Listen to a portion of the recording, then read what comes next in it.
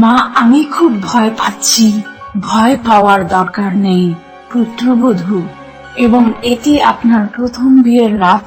আরেকটি কথা পুত্রবধূ, আমাদের সবাইকে নিরাশ করবেন না।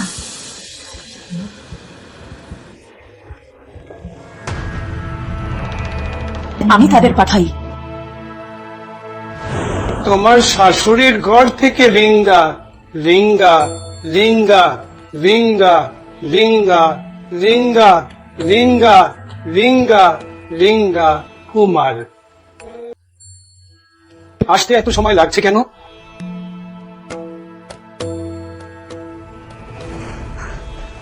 সুধা, বদনাম বাবাজি। বাবাজি, এই অ্যাকশনের পর সব ঠিক হয়ে যাবে, তাই না?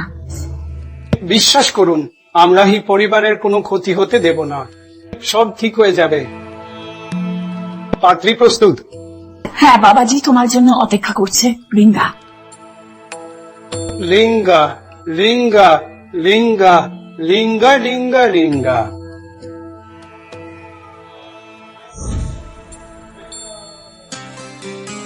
সুধা, চিন্তা করো না, সব ঠিক হয়ে যাবে। বাবাজি, তিনি সব ঠিক করে দেবেন। সব ঠিক হয়ে যাবে। রিঙ্গা রিঙ্গা রিঙ্গা রিঙ্গা।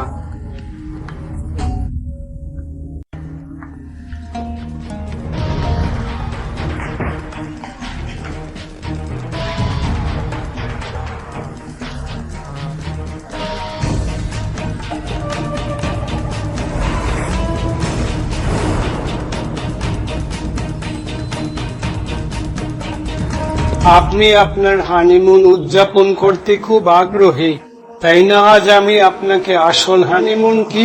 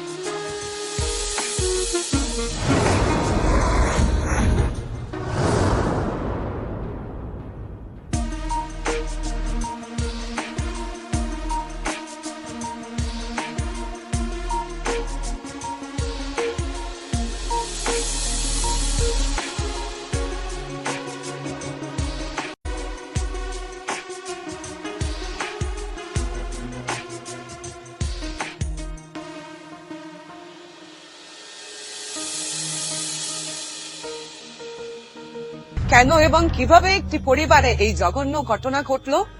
এক বাবা পুত্রবধূর সাথে শারীরিক সম্পর্ক করছিলেন এবং তাতে কারো আপত্তি ছিল না।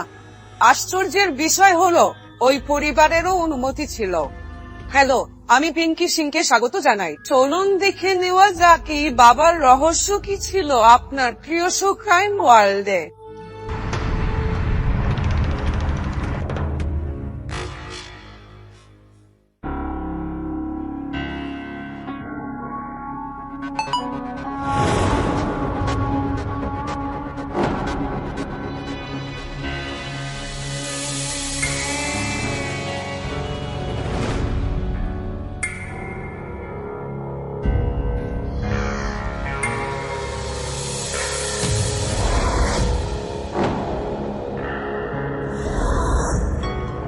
আপনি কি করছেন? তোমার কি হয়েছে? শেখর, আমি তোমার সাথে আমার হানিমুন সেলিব্রেট করতে চাই।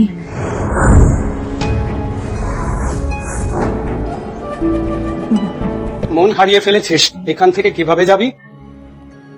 বোন, জামাই, ভাই, মা, বাবা, ফুফু, প্লিজ জামাই, প্লিজ আমাকে ছেড়ে দাও ভাই। ভগ্নিপতি, ভাই, বর্ষিকর, কি হয়েছে তোমার? সঙ্গে একটি মধুচন্দ্রিমা আছে।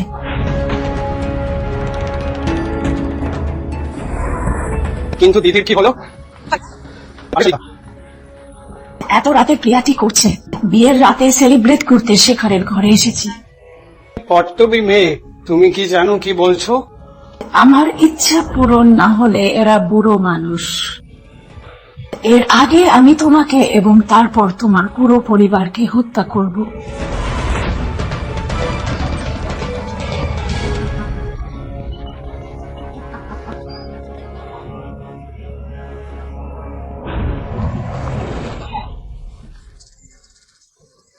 চুদা, তোমার কি হয়েছে? এটা চুরি। এটা চুরি? কল্পনার মা গতকাল বলছিলেন তিনি তার মেয়েকেও এমন জোর করে আক্রমণ করেছেন। মা, কোনো দুর্যোগ ঘটার আগেই আমাদের কিছু একটা করতে হবে। আজ থেকে বাড়ির বাবুজি কিছু বাবা ডাকতে হবে, না হলে হবে। ঠিক আছে, ফোন করা যাক।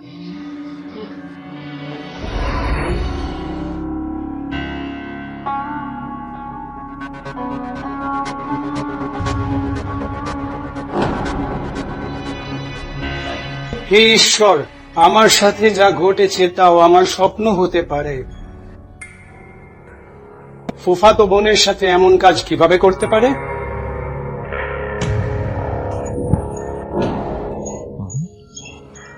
আপনার ঘর থেকে কি ধরনের শব্দ আসছিল? আপনি আমাকে খুঁজে পেয়েছেন, নইলে আমি পুলিশ ডাকতে যাচ্ছিলাম। আরে খবরে দেখবেন না ভাই, আপনি ঝামেলায় আছেন। পুলিশ?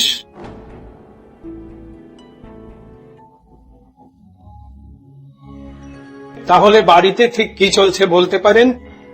ভাই, কাউকে বলতে না চাইলে আমাদের বাড়িতে একটা অদ্ভুত পরিস্থিতির সৃষ্টি হয়েছে। হঠাৎ জানি না আমার ফুফুর কি হতে লাগলো।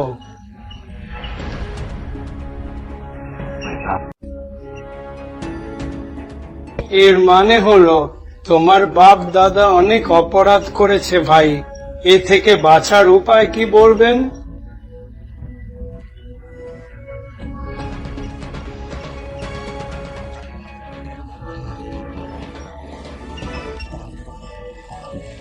বাবা, বাবাকে ডাকো। হ্যাঁ, তুমি এখনই তোমার মা বাবার সাথে কথা বল এবং বাবাকে ডেকে শান্তি পূজা করিয়ে দাও।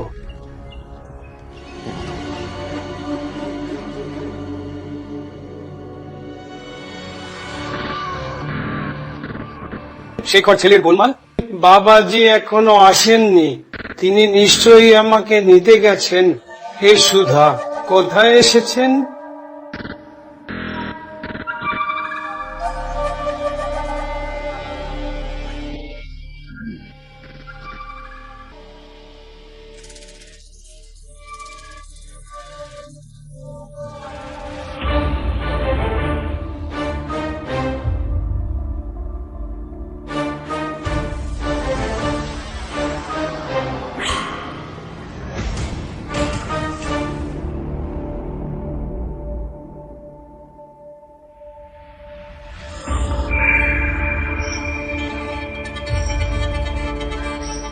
রিঙ্গা রিঙ্গা রিঙ্গাকে তুমি বলো কেন অত্যাচার করছো? রিঙ্গা রিঙ্গা রিঙ্গা, তুমি এগিয়ে এসে বলো কেন ধরেছো?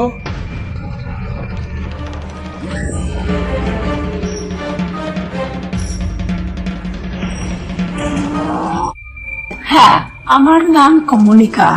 আমি সর্বদা কষ্ট পেয়েছি, তাই আমার আত্মা তৃপ্তি না পাওয়া পর্যন্ত আমার আত্মা আরো ঘুরে বেড়াচ্ছে।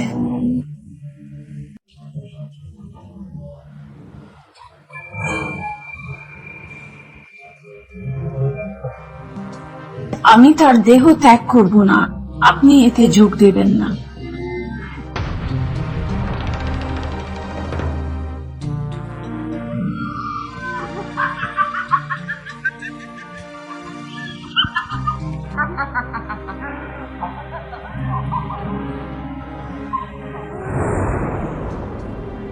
বাবা, আমাদের কি হয়েছে? পুত্রবধূ চিন্তা করবেন না, তিনি ইতিমধ্যে অজ্ঞান হয়ে গেছেন এবং আমি ছাড়া কেউ তাকে সারাতে পারে না। জামাই, কিছু একটা করুন। হ্যাঁ বাবাজি।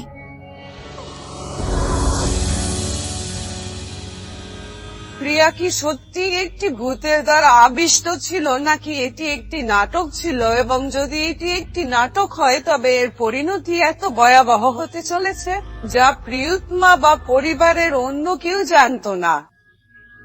দেখা যাক এই গল্পের শেষে কি হবে।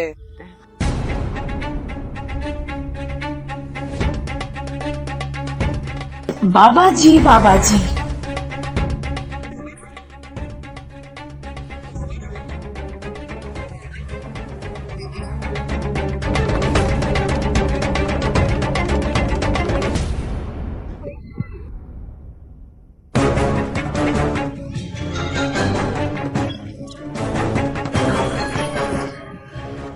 বাবা কি হয়েছে? মা, বাবা, বাবা মারা গেছেন। কিভাবে? জানি না হে ভগবান, কিন্তু তুমি ছিলে পুত্রবধূ। বাবাজির সঙ্গে ঘরে কোথাও ভূতের ছায়া এসে পড়ে তোমার ওপর। তুমি কি বাবাজিকে মারলে না মা? আমি কিছু করিনি, আমি কিছুই করিনি। অমর, হ্যালো হ্যালো, তাড়াতাড়ি থানায় পৌঁছে। সুধা, এখানে একটা খুন হয়েছে। হ্যাঁ ঠিক আছে।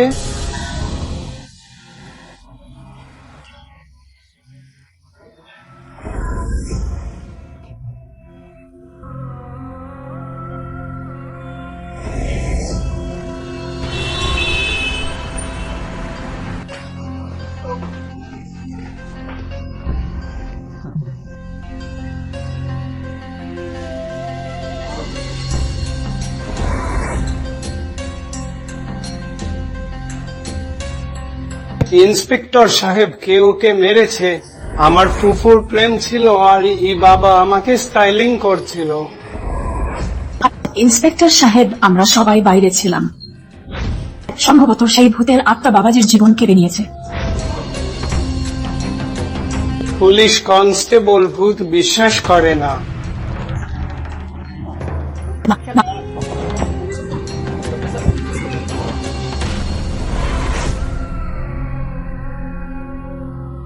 হ্যালো অ্যাম্বুলেন্স, অবিলম্বে সুধা বাসভবনে একটি অ্যাম্বুলেন্স পাঠানো।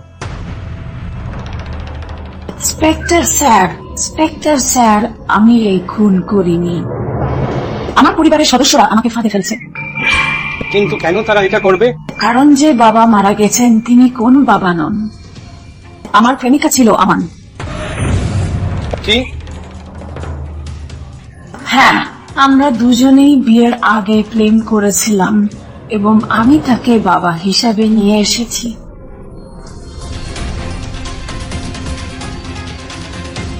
হ্যাঁ, আপনি আমাকে বলুন, যে এত প্ল্যানিং নিয়ে এসেছে তাকে আমি কেন মারবো? আমি কিছুই করিনি। শ্রদ্ধে স্যার, আমি কিছু করিনি। মা, ওরা দুজনেই আমাদের সাথে খেলার জন্য শাস্তি পেয়েছে। এখন সারা জীবন জেলে ভূতের খেলা খেলবে। ইন্সপেক্টর সাহেব, প্রিয়াকে এখানে এনেছেন কেন?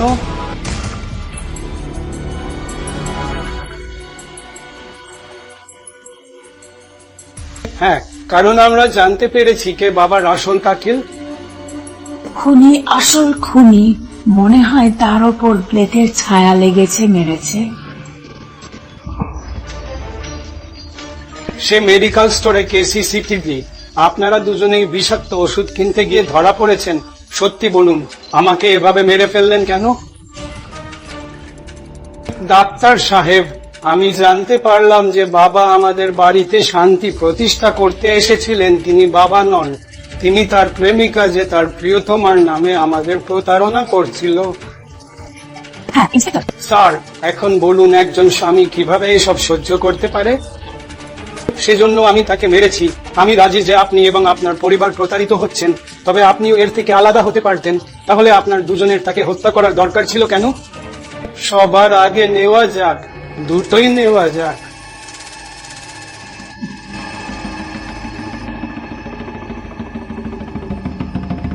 বন্ধুরা, আপনারাও দেখেছেন যে কারো কাছ থেকে কিছু লুকিয়ে বা কারো অসহায়ত্বের সুযোগ নিয়ে বিয়ের মতো গুরুত্বপূর্ণ বন্ধনে প্রবেশ করা কতটা বিপজ্জনক যদি আপনি কাউকে না জেনে এমন বন্ধনে আবদ্ধ হন।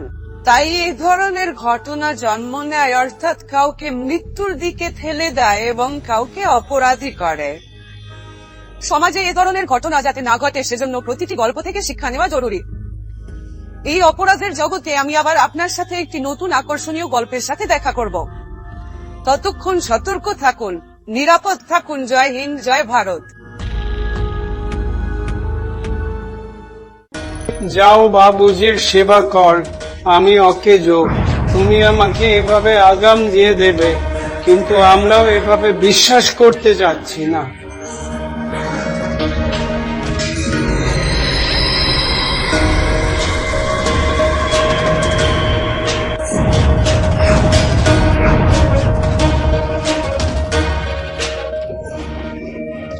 খুব সতী হওয়ার ভান করো না সাবিত্রী, আমি সব বুঝি। কেমন আছো?